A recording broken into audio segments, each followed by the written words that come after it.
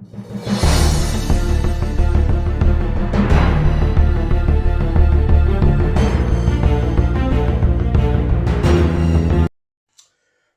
afternoon, keepers of the cash. Gary B, the casual comic guy here, and we are here with Savage Saturday, episode 18.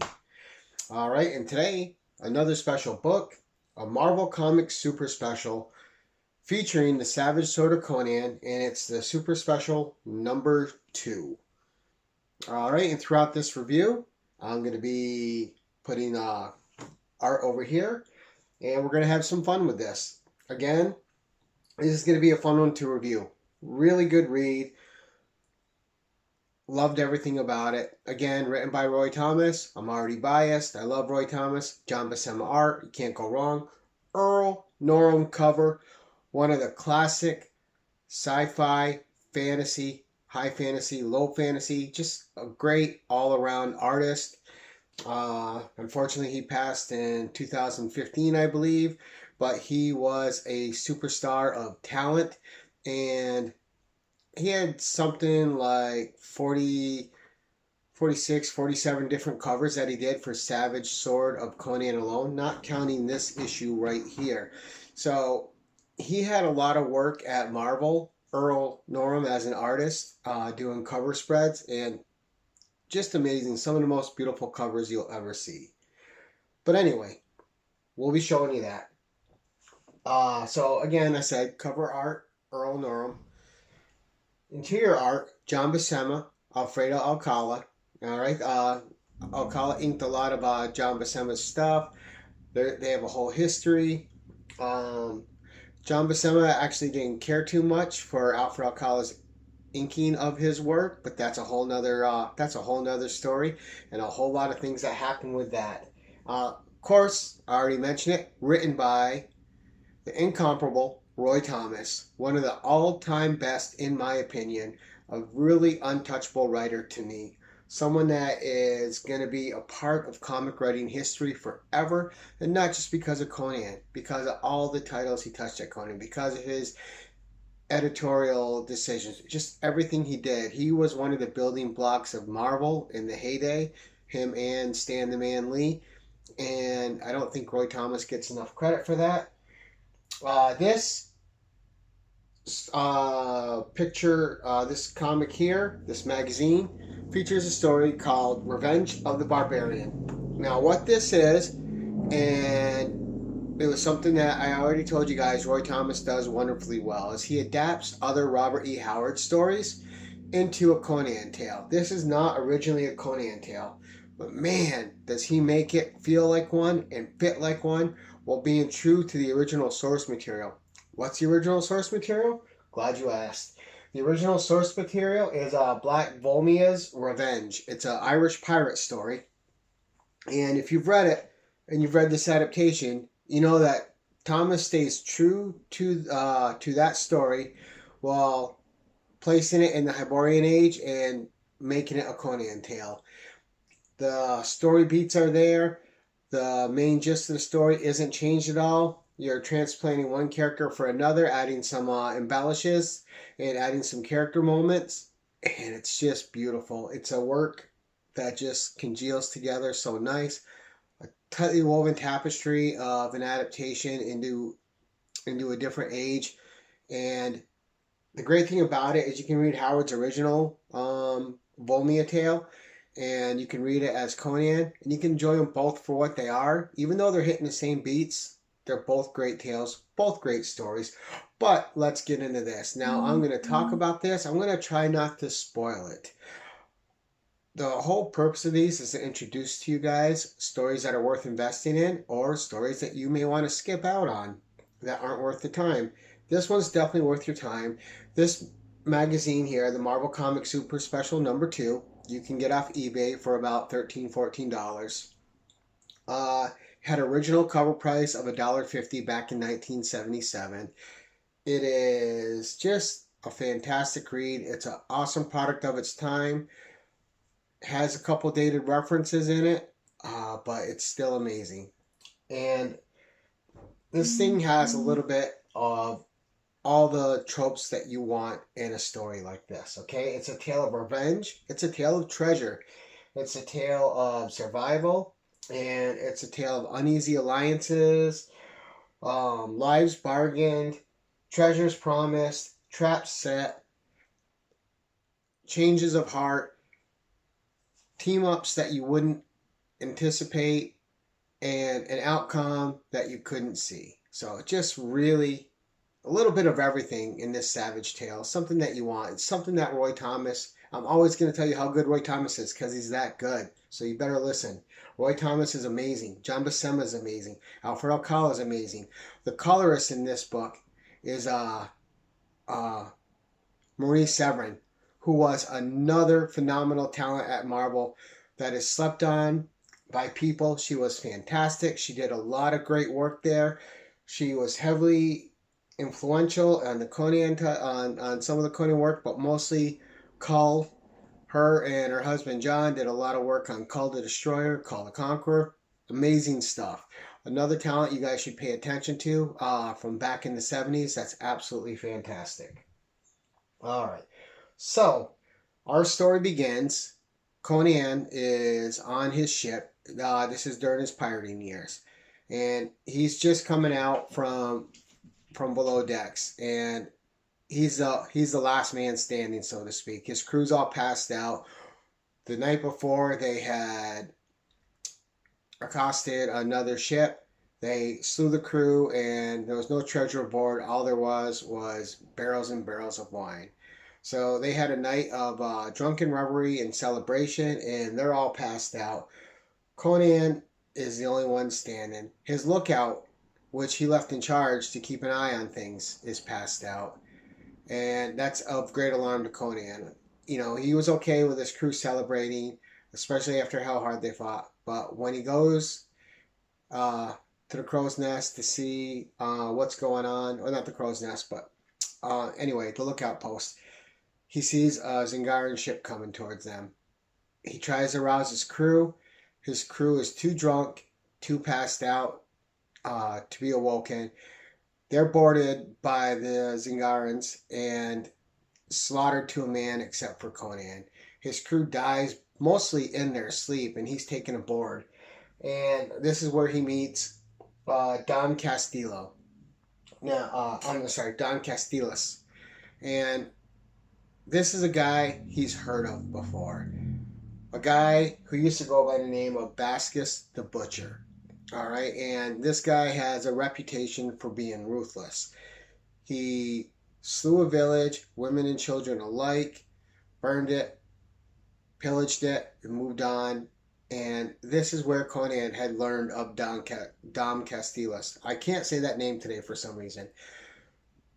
There was a man dying there that described the pirate to him.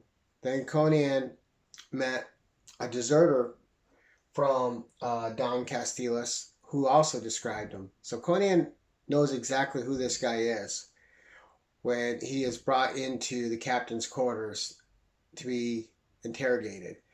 Now, Dom wants to hang Conan, but Conan, again, what's great about Roy Thomas, he knows the character Conan. Conan could kill him right there, but in doing so, his own life would be forfeit by all the other pirates around him. But Conan, he has a plan. He's quick on his feet. He knows how to appeal to his captors, right? And you know, he knows greed. Greed is a driving force behind these people. So he appeals to them at the greed in their hearts. And pardon. And he lures him with treasure. Now, he tells him a tale of a treasure that he had to abandon with his crew and another crew that had formed together to try to raid this place on this remote island. 10 hours sail away. And how they come to blows. It didn't get split up because the treasure, the talons of Dagon, was just too immense for them to agree upon, and Conan alone survived and got another crew. So off they go. He's already appealed to the avarice of Dom Castilas, and once the greed and the jewels are in his eyes, he's going to follow Conan there. Now, Conan's bargaining for his life. He's buying time till he has a better way to escape. Conan knows that Dom Castilas is going to kill him as soon as he has treasure. He knows his game is only going to last so long, but Conan only needs a short reprieve before he can find another way out. And thus the wheels are set in motion. They arrive at the island. Dom Castilas brings his crew with him, with Conan, just in case Conan's going to try something. He's not a trusting guy, and things go south pretty quick once they reach the island. All right, there's two different clans of tribesmen there, and there's these ruins which house a monster, the Devil of the Ruins. And it's a giant snake. It looks amazing, drawn well by John Buscema. But there's a lot going on in play here. Conan, of course, lured him to the island for a chance to escape. The natives attacking give Conan that chance. Dom's crew is slaughtered. He alone escapes into the ruins, and he's slowly going insane as he's trapped there with no way out. There's a giant snake in there somewhere. There's the natives out there as well. And Conan wants him dead because he slayed all of Conan's crew. And Conan, although not a hero, he has a code of honor. And he always sticks to that code of honor. And Conan is wily, he's smart, he's a survivor. And all these traits, all these characterizations are not only pictured beautifully by the art of John Buscema, but they're also captured intelligently well in the writing of Roy Thomas. Now, Conan ends up saving Dom's life a couple times while also providing him with a meal, because Conan, being Conan, he doesn't want to kill a foe that can't defend himself. Conan is a man of honor. If he's going to kill you, he wants a fair fight, and Conan wants to face you at your best to show you he's better. All right, his Sumerian pride always is in the forefront.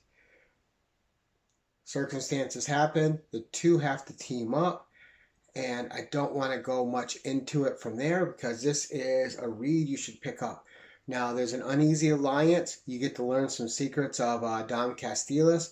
You get to see more of Conan's code of honor, but you also see Conan being smart. He knows he can't fully trust anyone but himself and his instincts. You see Conan being the intelligent savage as he is portrayed by Robert E. Howard. He tracks, he outwits people whose terrain he's in. He is the ultimate survivor, and that is on display here. He knows how to outthink his opponents. He knows how to stay alive in a group of people that will turn on him when it's advantageous to them. But there's more twists and turns to it than that. And there's some lessons learned in here, and not by Conan. The outcome, the conclusion of this is not what you would anticipate, and that's what makes this story even better. It's not just a revenge tale with the normal revenge ending. There's something more at play here. There's a lesson learned, and there's better writing here. And it's a great ending. I'm not going to spoil it, but it's really good.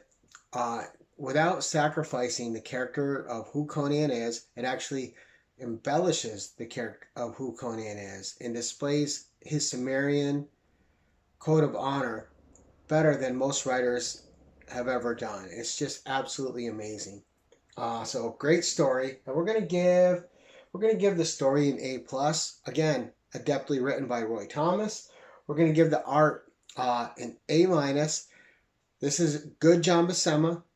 A few panels felt sketched really quick by him, so it wasn't him, in my opinion, at the very top of his game. This looked like a last-minute assignment that he had to rush on. Now it's certain. Now his last-minute assignments that he has to rush on are still better than most people's A effort on any given day of the week. John Buscema was just that talent. All right. The colors, we're going to give an A. Marie Severin killed it on the coloring in this. There's many daytimes, night times, interior shots in ship, exterior shots at sea. All the colors portray those environments really well. They give you not only the time of day, the setting, they just portray the atmosphere of any given situation correctly at that time. And just showed that not only was she a great artist, not only is she a great inker, she's also a great colorist and just an all-around fantastic talent. All right, in the conclusion, I already said we're going to give an A+. This entire book right here, we're going to give an A+ too. It's just fantastic. It's a great read, and you have extra first news about Conan the movie. So this tells you when it was made. Again, this was published in 1977. It has an introductory article about the beginnings of the movie being made. So that's fun to go back and revisit. And it has a little article in the back called Meet the People Behind Conan. So you get to see Robert E. Howard, Roy Thomas, John Buscema, Alfred Alcala, Marie Severin, and I'll put their pictures up if I haven't already in this video. And just all around a effort in this book. Another great Marvel Comics super special with Conan featured. So that's what I have for you guys. I hope you seek this out. If you've read this, let me know if you agree with my assessment. If you're going to read it, let me know. And then let me know, once you do read it, what you think of my assessment. And if you agree, I would love to, one week, hear someone that's read one of these and let me know what their thoughts are on it. Again, fantastic read, fantastic team. The dream team of Conan right here. All around fantastic. Until next time, guys, stay savage and keep it casual.